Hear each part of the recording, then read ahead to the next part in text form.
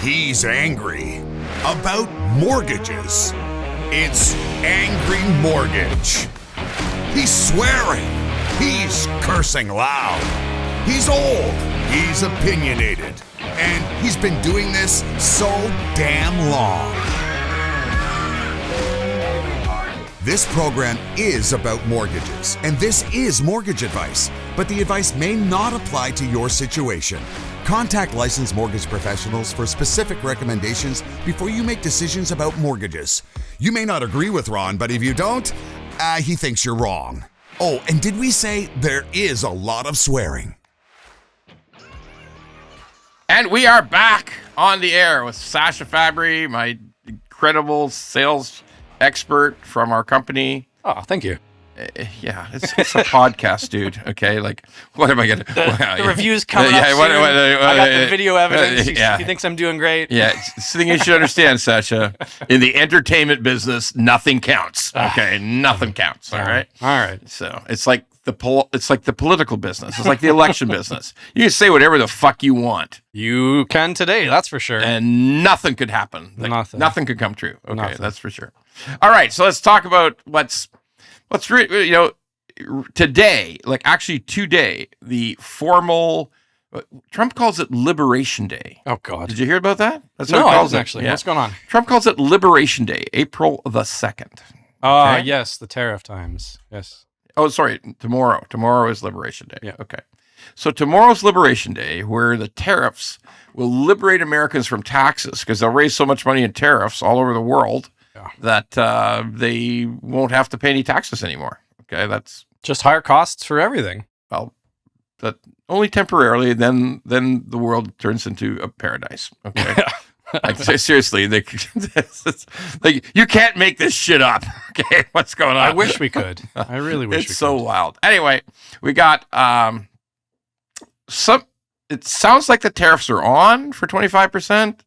Or they could be starting on the 2nd, or it's not really for Canada because there's the Kuzma agreement, some of the parts, we got to study the parts that are inside the car. Who knows? But here's what I know for sure. It ain't fucking good. No. And the steel and aluminum tariffs are still on. Yep. Okay. And there's going to be more tariffs.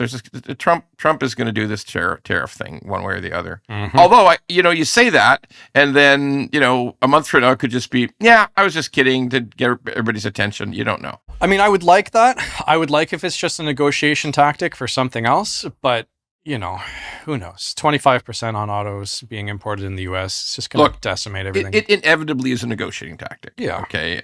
Although... And a lot of the listeners and viewers are not going to like this very much, and I am just plain sorry that it's true. Very Canadian of you to apologize first.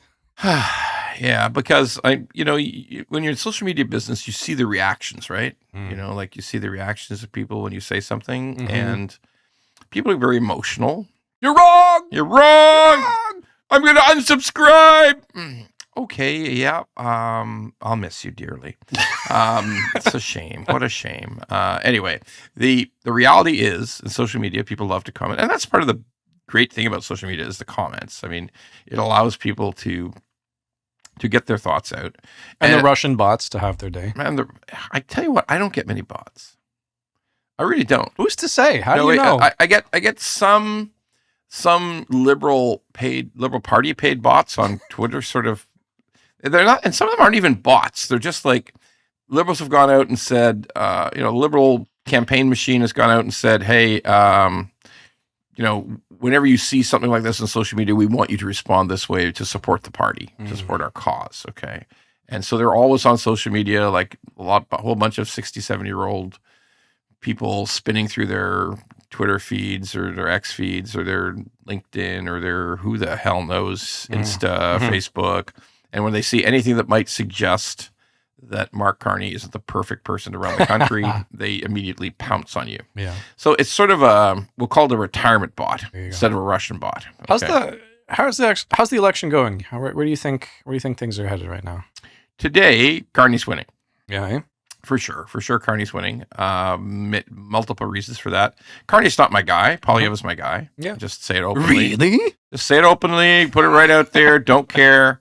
But right now, Polyeva's. So right now, Carney's winning. Yeah. Probably, if the election were held today, it would be a majority Liberal government. Yeah, we'll see what happens. The news 2 days ago, or a couple days ago, I was listening to Tom Mulcair on the radio for one of these stations, and he said that senior members of the NDP party in every single province are backing Carney.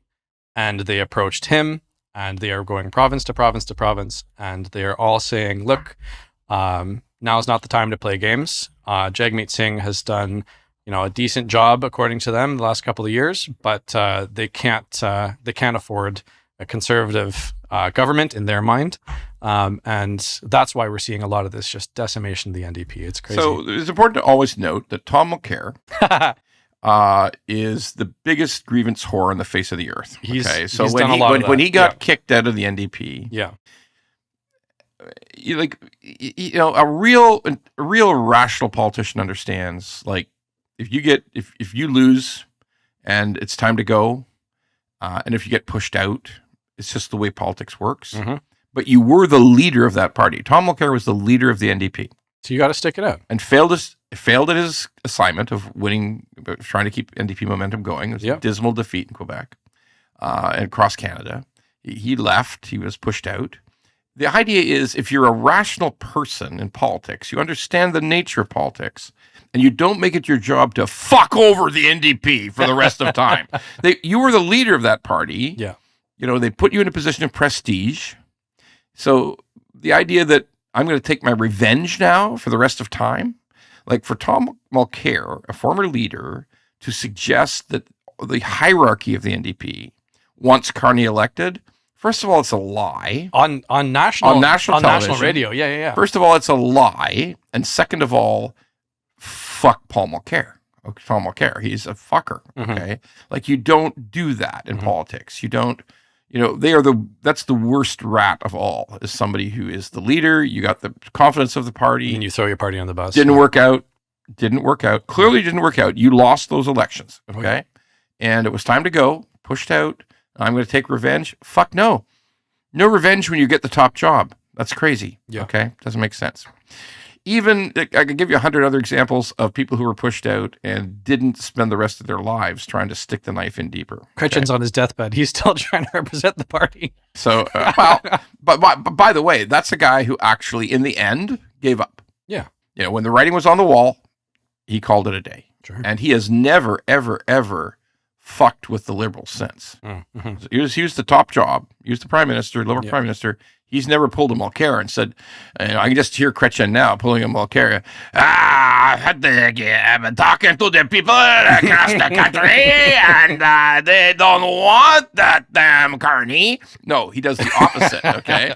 He does the opposite. He supports Carney. Oh, yeah, of course. He had this interview, I think, I don't know when it was, but when this orange juice scandal happened, where the one MP got in trouble for the $13 glass of orange juice, he came on and said, it must have been a small glass. Yeah, small glass. Small glass. Look, right now, if the election were held today, Mark Carney would win a majority. Yeah. Bunch of reasons for it. In the province of Quebec, the Bloc has taken a complete shit kicking. Have they? I haven't Total seen shit kicking. Yeah. Interesting. So it's all logical, right? So if you have an outside threat, if you have an outside threat, first of all, the small parties become irrelevant, right? Because we got to worry. We have a threat. There's an outside of Canada threat coming at us, which is the crazed mania of Trump. Okay. So even in Quebec, all of a sudden they look at each other and say, well, looks like independence is off the table for a little while. we got to manage this huge issue. Okay. Like, the aluminum thing is big in Quebec, right? Like, aluminum is huge in Quebec. Yeah, I looked it up after our last podcast. Yeah, it's huge. Okay. And they got to manage it. And, you have to become a nationalist. I mean, I was even listening to a really good Quebec-based analyst say, we're Quebec nationalists until we need to be Canadian nationalists when we're being threatened. Okay. And that all makes sense. So the Bloc could go down, could lose 30 seats, could lose 25 seats. Interesting. Okay. The Interesting. NDP could be wiped out. They could go down to 8 seats across 4, Canada. I heard most recently. Yeah. Yeah, that's a little. NDP is really good at holding onto their seats because they just pour all of their financial and organizational resources into existing seats they hold. Interesting. Which is exactly what they did in Ontario last time. Mhm. So, but they're going to be in trouble. Oh, yeah. It's going to be so basically what's happened is, believe it or not, the base conservative group, the conservatives are like in his best moment. The Harper only got to about, he just barely crested at 40%. Okay. That was his majority. Interesting. Okay. So that was because there was other huge chop up of the other vote. I think they're at 37 right Around now. 37, give or take. They could improve. Yeah. Okay. Or they might not, but they could improve. But what happens is the Liberals have the best voter efficiency in Canada. In other words, They got a machine. No. What it means is that they can win a lot of seats by they can easily win a lot of seats by like 51, 52, 53%. Gotcha. Okay, they can win those seats. Or they can win the seats with less than that. What happens is that the way so much of the conservative bedrock is in Western Canada. So some of those ridings it's like 75% conservative. But traditionally in 905 and 416, it's always a dogfight between the conservatives and the Liberals. Yeah. So when the Liberals are on a bit of a rise, it's easier for them to win because there's also a little bit of, it's just easier. And then Quebec, it's easier because if the Bloc has a bad day, on election day, they're not voting conservative. They just don't. Okay. Yeah. So that's Interesting. And same in Atlantic. Look, again, Poilievre's my man. I'm slowly going through the stages of grief about this thing. I hope he can pull it out. I try to keep supporting him. I don't think we know until the votes are in. I don't think you know either way. I think that you have these polls that, I think conservatives are less likely to give their opinions on polls. And I think that's true. That's called the Trump effect. It's very true in the U.S. It's less true in Canada, but it's still there. So I don't think you know until everything's done. So look, a lot of things could happen. Yeah. Mark Carney could have a stroke. Yeah. Okay. I don't wish it on him. We're not going to do any. I don't need the RCMP showing up at the show. But I don't wish anything bad on him. But he could just do some incredibly wrong things. It's possible. Oh yeah. So I lost a municipal election once by 2 votes. So 2 votes. Anything can happen. Anything can happen. There you go. So what does all this mean for housing policy and tariffs and rates and everything? Sure. So there's a growing debate in Canada about this. So there's a little bit of debate in Canada about the tariffs. Is it 25% on all vehicles coming out of Canada? Is there CUSMA content exclusions? I mean, it ain't. Look, there's going to be some kind of fucking tariffs on the 2nd of April. 100%. I mean, there will be tariffs on automotive. Yeah. And you can't do an about face. He has to do something. Has to do it. So how long does it last? To your point, is it just about? I'm going to just force them into rewriting CUSMA, which is the free trade agreement between Canada and Mexico. I think Mexico will be left out of this thing. I think it'll just be Canada, U.S., really? Mexico. Yeah, I think Interesting. That sort of seems to be the way it's headed because there's a big divergency in what we export to the different countries, right? Because he's always going to carve out our energy. He wants our energy. He wants the oil to keep flowing to the United States. Anything else would be crazy, right? Yeah. So, and Mexico ships very little oil to the United States. So it's a very different proposition. Now, again, Trump's a maniac. Correct. But he occasionally says true things that are just plain true. Okay. I'm interested. Where are you going? When he started this whole thing months ago, okay, he made the statement that we don't need Canada's cars. Or we don't need Mexico's cars. We don't need any of their cars. Okay. That statement is absolutely true. There's enough production capacity right within the U.S. that over a short period of time, like a year. You think a year? It's just a year, yeah. They could move all production. It'd be a little longer actually, no, sorry, that's not true. They could move the whole production. Because people like to say, oh no, it takes years to move a auto plant. It takes years to build one. Yeah, but there's already a bunch of Honda and Toyota car plants in the U.S. So can you just expand them? Yeah, I mean, I'm from the Durham area. We've got huge automotive where I'm from, so that worries me a lot. My hope is that it would take longer. I don't know. I don't even know what to say. And in some cases, parts take nothing. Like my wife worked for an automotive parts company, and they were manufacturing one small part, a couple of small parts. Just they were like clips and brackets. And it turns out it was cheaper to make them in Mexico. So over the course of 6 weeks, they just took the entire production line to Mexico. It was gone. Interesting. So Now, what about that's a small part. Now, okay? but you hear about Canada being willing to, I mean, depends on the government, being willing to support the auto industry to keep them here. What part does that play, do you think? In None. The timeline? It's complete. Like this is the most important thing I could tell you. Excuse me. If you ever hear a politician say, we're going to do a made in Canada auto industry, we're going to have a Canuckmobile. Okay, we're going to be all Canadian, 100% parts Canadian, parts Canadian, parts will be Canadian, car will be Canadian. We're going to do that. You look at the politician and you just say this important phrase: "Liar, liar, pants on fire." Okay, it is impossible. It cannot be done. Okay. Oh, Ron, you're a fucking native fucker. Sure, elbows up, you can accomplish anything. Yeah, no, actually, fuck yourself. That's not true. Okay, all over the world. If you go to the Middle East, or you go to all over Europe, you can go to countries like Poland. They manufacture cars, but it's Mercedes and Volkswagen plants. Okay, like all over the world. Spain, there's a ton of auto production in Spain. None of it owned by a Spanish company. It's either a version of Stellantis, Renault, it's Volkswagen, it's Mercedes. It's Spain makes more cars than we do, more cars than Mexico does. Okay. But it's never a Spanish company because the resources, the incredible amounts of capital, the engineering skill, the design skill, the dealer networks. Okay. I don't know how many dealer networks we're going to have to build for the Canuckmobile in the United States. Oh no, Ron, we'll just sell it in Canada. No, fucking stupid. Okay.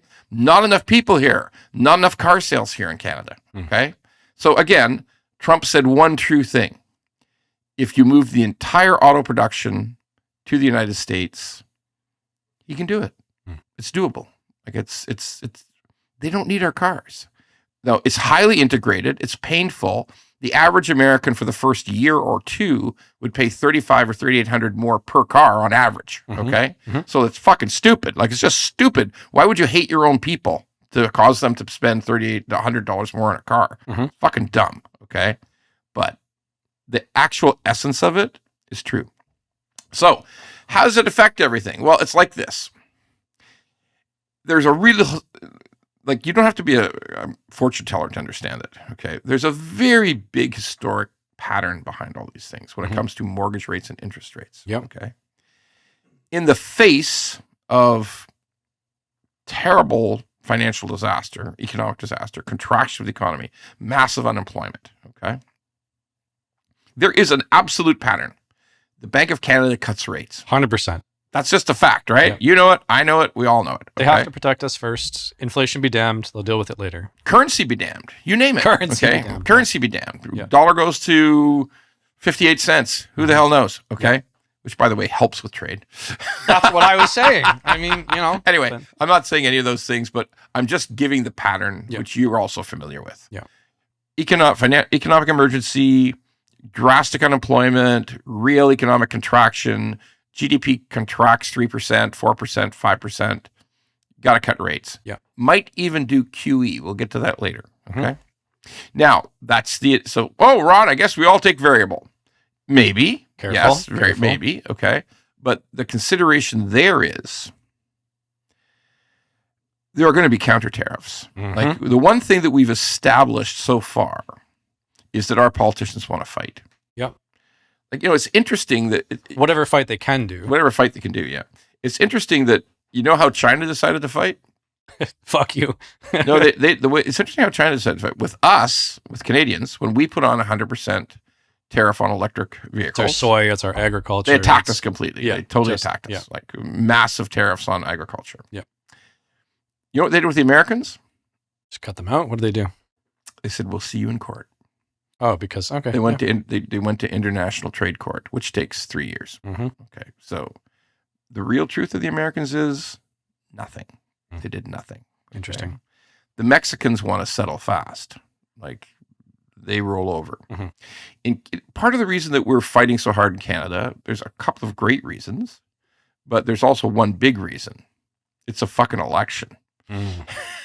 It's an election. Several elections. Yeah, Provincial several. and federal. Yeah. It's multiple elections. And this is true whenever you're attacked. You ever been in a fist fight?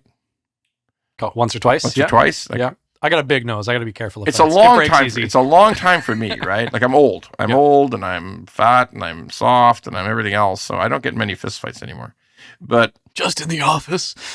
No. Sell more deals. That's 100% untrue. Okay. That is totally false. I'm There's kidding. Never any fights in the office. It's a very nice environment. But I didn't say that, but there's no fights. Okay. So the reality is that in a fight, everybody's really mad at each other. Once the first fist flies, more fists fly. And then eventually either someone is knocked out or they decide, both parties decide, I don't want to do this anymore. Yeah. I'm tired. I'm hurt. I'm bleeding a little. I don't want to do this.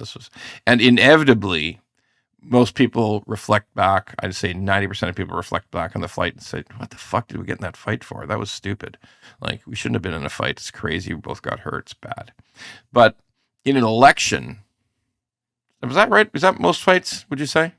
Yeah. I mean, it depends if it's, you're alone or there's other people to stop you too. But, I don't think anyone's going to step in between us to try and stop us from fighting in that situation.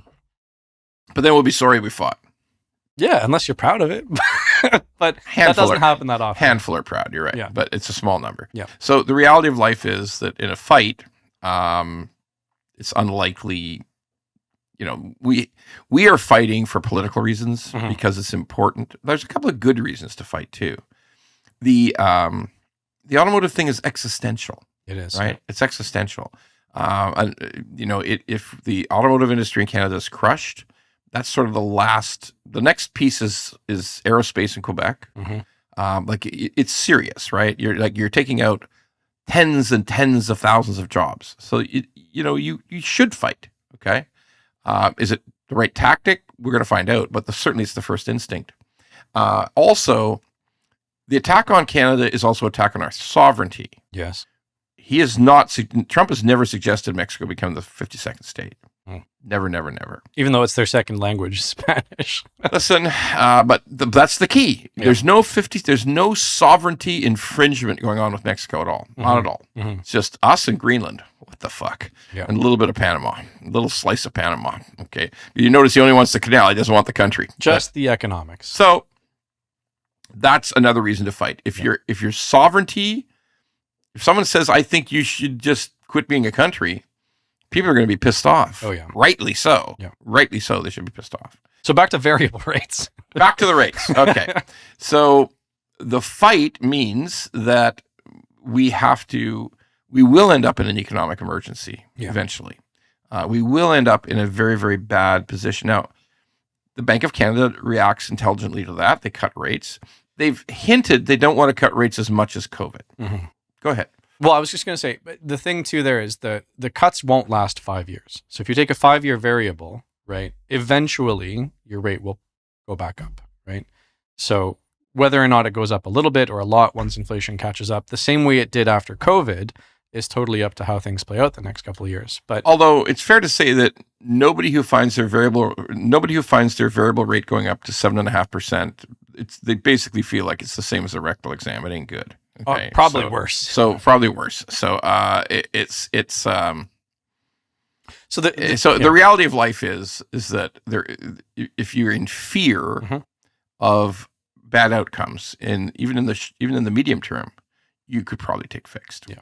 Okay. So are we telling people take variable for a year or two and then switch, or are we telling people to go fixed or just be careful with variable? What do you think? What do you think people want? Look, I mean, there is a potential for the Bank of Canada to drop to as much as like 1.25%. Oh yeah, which is a very, very attractive rate. And over a short term, you'll mint money on a variable. You will literally be paying off tons and tons of principal, and your interest component will be very small, which is a benefit to every mortgage borrower. Clearly a benefit, no doubt, right? but how long will it last? Exactly. Yeah. So, and Ron is never going to go that low, says the comments. You're crazy. Never going to go that low.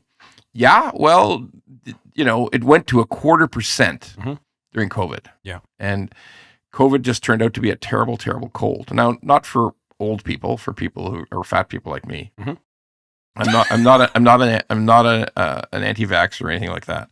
But let's face it, in the end, and everybody was panicked in the beginning. I was panicked. I don't know if you were panicked. I was one of the panicked. first people to get it. Yeah, I was pretty panicked. You got COVID, okay? So and it was bad. Was it terrible? I had to live with my coworkers for 3 weeks. It was awful because we all caught it. Oh, you all caught it once. Oh, yeah. Well, so we were working from home as the beginning of the pandemic, working in mortgages, 10 hours a day, and so he had a big house, and so a couple of us would go over. We'd keep our distance, but then one person in that house got it, and even though the rest of us hadn't gotten it yet, we called the health authority and they said, everyone lock in that house. Okay, but how sick? But that's crazy. You're right. But we all got it eventually. Six mortgage guys locked up in a house is nuts. But like how sick were you? Not bad. I mean, it was same as anyone who's had COVID. Some people died from COVID. Okay, yeah, fair. I didn't die. Here I am. Old fat people died from COVID. Yeah, I mean, it was we had the lethargy. There was all sorts of stuff that I shouldn't say on a podcast. Coming out of the body, but it was a flu. It was a flu for that. Yeah. Okay, so but we went to 0.25%, like unbelievably low rates. If people chose to buy a house, you could buy a house. You could get a 1.59 5-year fixed. Yep. Unbelievable. So it's unlikely the Bank of Canada would adjust variable to a point where those rates, such startling rates. But in the case of an enormous economic contraction, enormous levels of unemployment, it's reasonable to think the bank would go low, go to 1.5%. It's possible. Okay, Yep. I mean, just in a mild to middling recession, you would expect the bank to be at 2 or something, 2%, 1.75. So yes, there's a potential for everybody who takes variable to get a lower rate and pay much less interest and pay more principal. 100% true. Okay. How long though? How long? Okay. Talk to a mortgage broker. The concept here is that inflation could clearly come back. It will. Because we originally started talking about people in a fist fight because I was getting to the point that in a fight, there's always repercussions. There's counter tariffs. Yeah. The only way you can fight somebody who's putting a tariff on your goods is to put a tariff on their goods or some other retaliatory economic fashion. Okay. Don't turn off the power. Forget about that shit about turning off don't turn off the oil and don't turn off the power. Okay? They gave up on that one pretty quick, didn't they? Be fucking stupid. Okay. That's stupid. All right. Don't fuck with people's heat or their fucking lights. Okay. Don't do that. Well, Ron, that seems like the only right thing to do. Shut the fuck up. That is not the right thing to do. The retaliation to that would That be is the largest military enterprise on earth in the United States. Like, don't get them really fucking lunatic mad. Okay? Even Ford dialed that one back. Really fucking fast. Really fast. One meeting. One conversation. Yeah. Okay? Like I could almost... I mean, I don't blame him. I would love to also do that, but then the repercussions are immense. Immense. It's this thing called escalation. So, but we do know it's a fight. So if Canadians have taken the position it's a fight, and a fight means that you have to have counter tariffs. Counter tariffs raise prices. Simple as that. That's just the way it works. Yep. Okay. So prices go up, eventually inflation goes up. Quite correctly to your point, the Bank of Canada and governors say, well, we'll live with some inflation because they're already starting to talk about this in the US, believe it or not. You remember do you remember the word transitory? Remember we heard that transitory word? Oh, God. They're using the transitory word in the U.S. again, okay? They're saying, there's going to be some inflation from tariffs, but it's transitory, okay? This is vodka today, guys. Yeah, not vodka. Still featuring Fiji, with no money from Fiji. Mind you, I did curse the guys out who are the owners, but there's that. A little bit. So to explain it let's talk about rates. Let's just narrow it down. The highest likelihood is variable goes down. Is it goes down for a year? Does it go down for 6 months? Does it go down for 4 months, 5 months? We don't know that. Yeah. We do not know. We do not know the final outcome of all this stuff. We don't know whether we relent on counter tariffs because our economy is getting shelled. Okay. Yeah. There's so much we don't know. Yeah. But we do know that in the face of an economic contraction, the Bank of Canada reduces rates. Correct. That's it. Now, do we have some good fixed rates right now? Yeah. Answer is yes. We have some great fixed rates. Yeah. Answer is yes. We have some great fixed rates. We have 5-year fixed rates in the threes, like anywhere but what, 3.69. We can get 3.6. Yeah. Yeah. So like we got low fixed rates. So folks. the question people should ask themselves, and we've talked about this a lot, is you take a variable in the hope that maybe you can get something in the slightly lower threes or twos or whatever it might be later on. Or do you just take a fix now at 3.6 or whatever we can get you? It's all right. So totally personality based. Let's make the smartest thing we can say today. Take the smartest thing we can say today. If you want to roll the dice on 2% rates, don't fucking do it. Okay, don't fucking do it. Yeah. And it could actually happen. I'm not discounting it wholly. I'm saying there is this small chance of a rate that starts with a 2 in the face of hellacious economic disaster in Canada. It's not impossible. Like I said earlier, QE, quantitative easing, the return of quantitative easing is not impossible. It's extremely unlikely, but it's not impossible. So let's get this 2 thing off the table, because on the balance of probabilities, that's really low, super low. Well, people should be careful too, because some of the banks have started to actually make it harder for people in certain industries to get approved, especially if they're business for self. And we're starting to see that. Some of the banks have started to say, well, instead of X amount, we'll approve you for something slightly lower, or you're only going to be approved for this if you're business for self in this undesirable industry. And there's a lot of them. I've been through 2008 in the mortgage business. Survived it, yeah. The credit appetites of banks just changed dramatically. Yeah. Okay, they just do. That's a fact. They never shut down. Here's another important thing to understand. So when you hear people saying, the banks are going to stop lending. No, they're not. Okay. Their bank's business actually is lending. That is their actual jobs. That is their whole industry. So they're not going to stop it. Can people at margins, and in some ways very unfairly, get pushed off? Answer is yes. We've observed it. So, and in a economic crunch, there's going to be more questions asked. There's going to be some lower loans approved than might be, or some people might say, oh, you need another co-signer. Yes, all those things can happen. But I don't want to be the alarmist who says, get a mortgage now or you'll never get it again. I mean, that's dumb. No, nowhere close. They were lending like crazy during COVID. They were lending like crazy during, not too crazy in 2008, 2009. But lending never stopped. No, but what you should do is you should consult a broker to help guide you through the process, especially if you're thinking about doing something like a refinance, because the industry you're in, or whether you're business for self or salary or hourly, all of these things play a small difference in what you can get. Let's quickly touch on that, because that's a very good point. We have rates available that start with a 3. Yes. Everything else is very low fours. Okay. If you are paying 5.29%, if you are paying 5.89%, if you're paying 4.99%, consider breaking early. Call. Yeah. Call your own bank. Yeah. Call us. Call up any broker. Call whoever the hell you want. But it's time to investigate. It's a simple calculation. Penalty versus savings. Yep. It's not, sometimes it's a little hard for people to do it themselves, but anybody can do it for you. It's really simple. Determine what the penalty is. Yep. If you're going to pay it, you're going to lower rate. You're going to pay less interest. You're going to save money.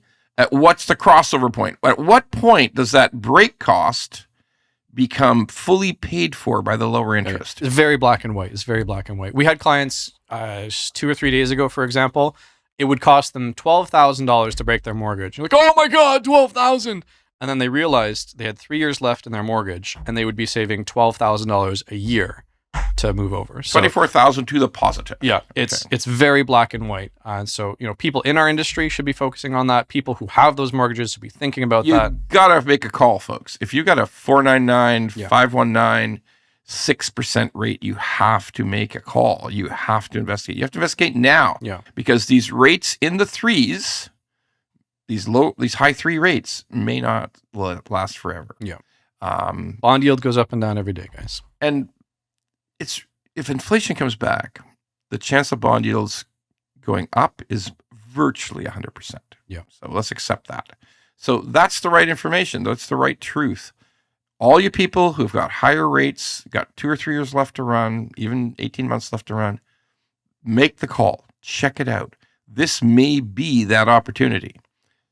Also, everybody waiting for 2%, fucking stop doing that. Do not wait for 2%. It's fucking nuts. Okay. Now, this sort of it becomes part of another discussion, which is, are we getting a lot today because these are low rates, lower, like we're sort of going back to 1922 rates, or so it's a better deal than today. So what should you do? Because you get calls about people who are thinking about buying a house. Yep. People looking for pre-approvals. Yeah. So that's stimulated by the rates, right? Oh, yeah. So Well, I mean, it's a spring market. It's a busy time of year. People are scared, right? They think that, oh, maybe I should buy now or never, right? That conversation continues perpetually. Yeah, there's a lot going on in the purchase side right now, for sure. But let's be really clear on another thing. The likelihood of this economic situation that Canada finds itself in getting rapidly better really fast is slim and none. Mm-hmm. It's slim and none, folks. Okay. So you can pause a minute about a house purchase. Just pause for it. Just pause a bit, please. Okay. Because the rates may go up a tiny bit. The variable will in all likelihood go down a little bit. Okay. But don't just obsess about the rates.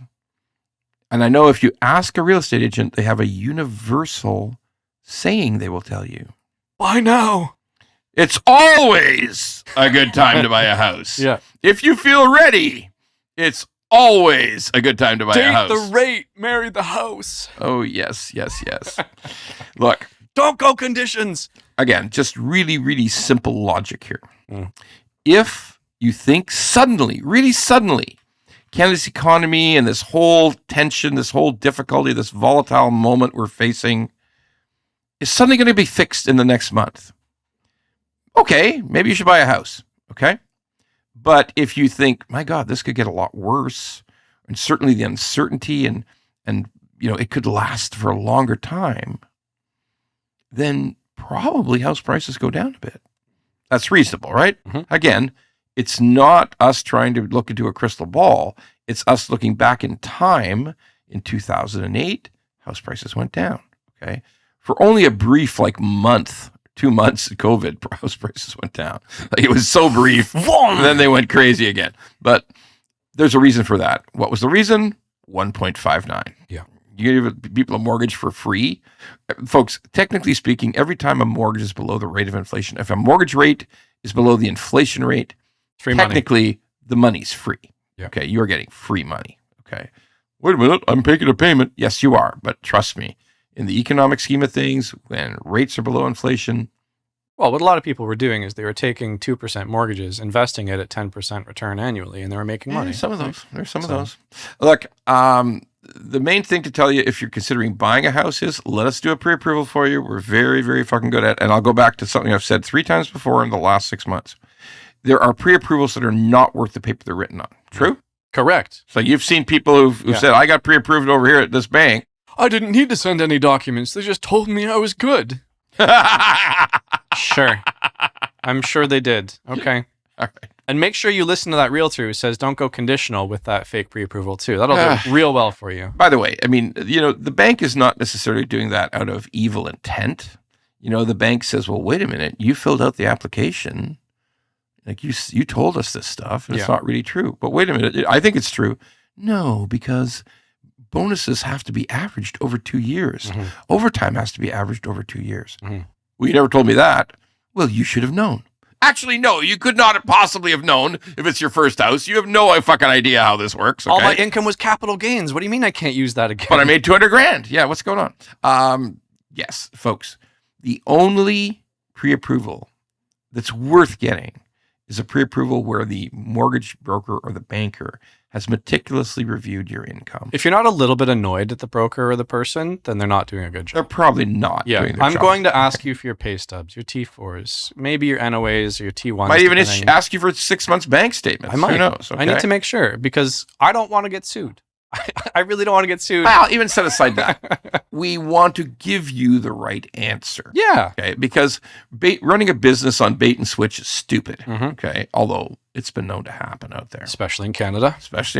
So that's the point.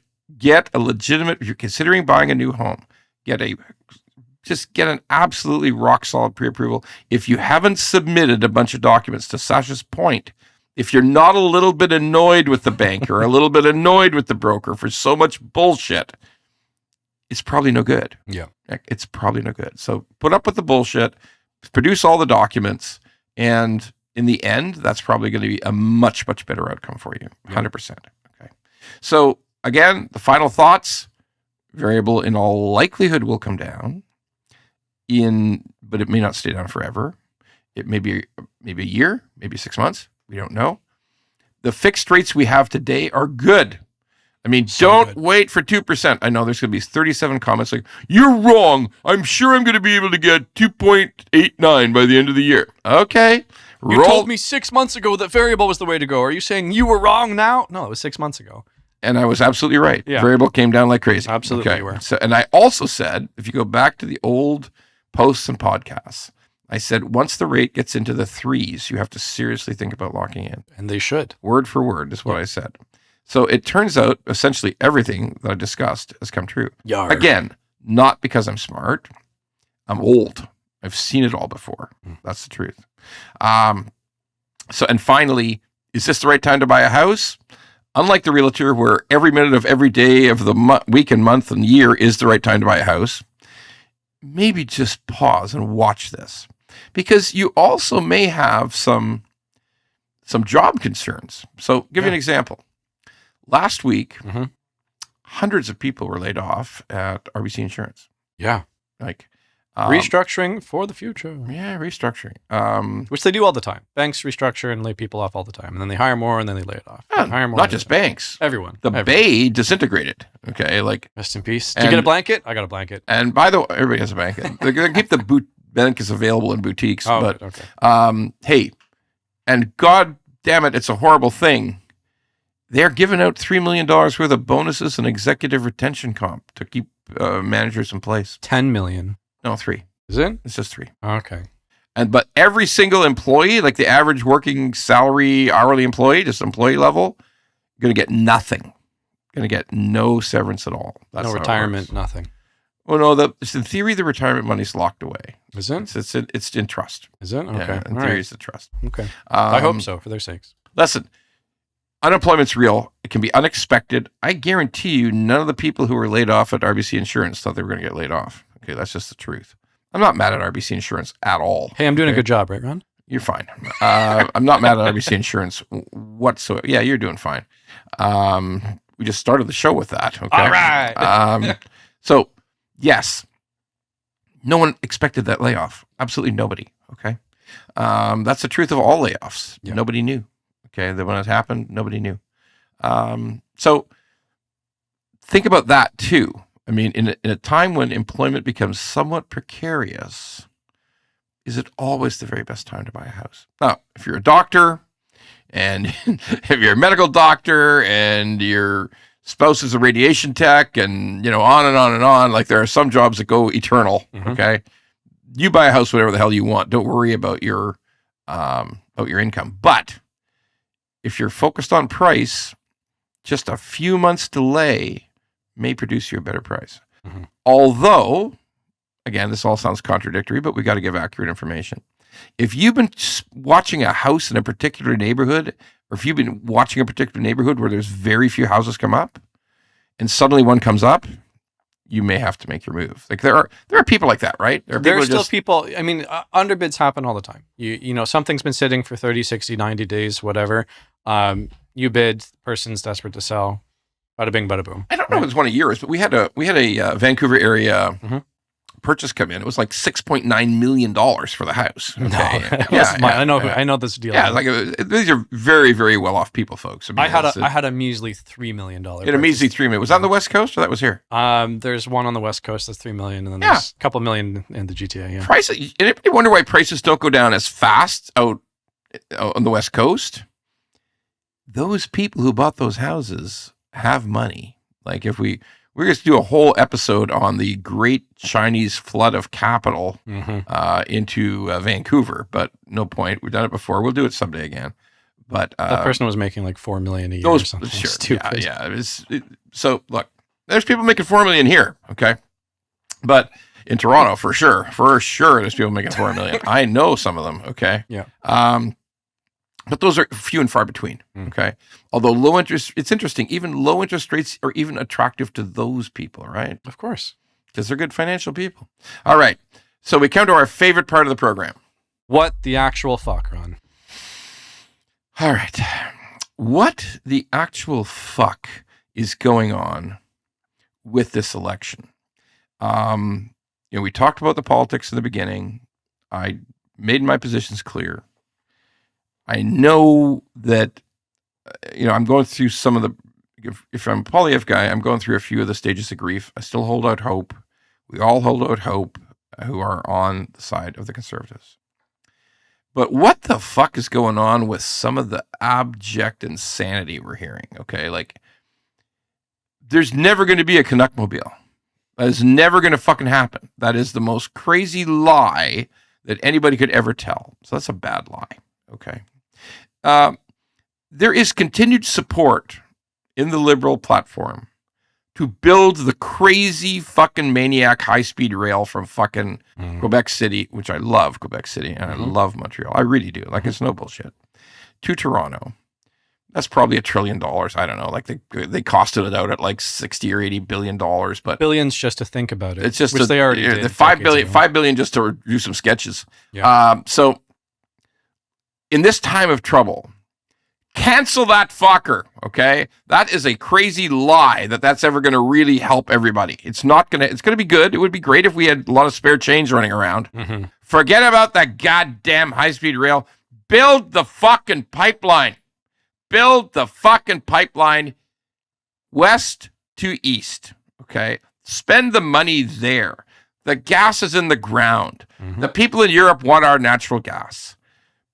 It will create tons of jobs and tons of money, okay? No, Ron, you're wrong. I mean, eventually within the next couple of years, no, it will be all renewables, and it'll just be solar farms and wind. Fuck yourself. No, that's a lie. So what I'm doing is what the actual fuck about today is big lies are inappropriate in times of trouble. You can lie your ass off if you want when things are rosy. Okay. I still don't think it's a good plan, but it's not as damaging. But in times like today, to lie your ass off about a made in Canada car industry, to lie your ass off about high-speed rail, still a great idea. Help tourism. What? Like, no. Build the fucking pipeline. The energy will be kept being bought for the next 15, 20, 25 years. It's a big money maker. It's huge. It helps. It can support the divestment out of bad industries into good industries. Okay. So that's what the actual fuck. Stop lying, start emphasizing the truth, and we'll all be better off. Here. All right. See you next time. See ya.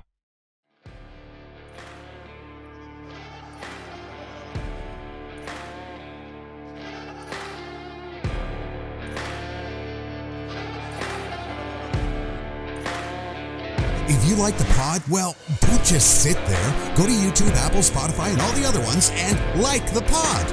And don't forget to subscribe so we can keep being angry at mortgages and swearing about mortgages.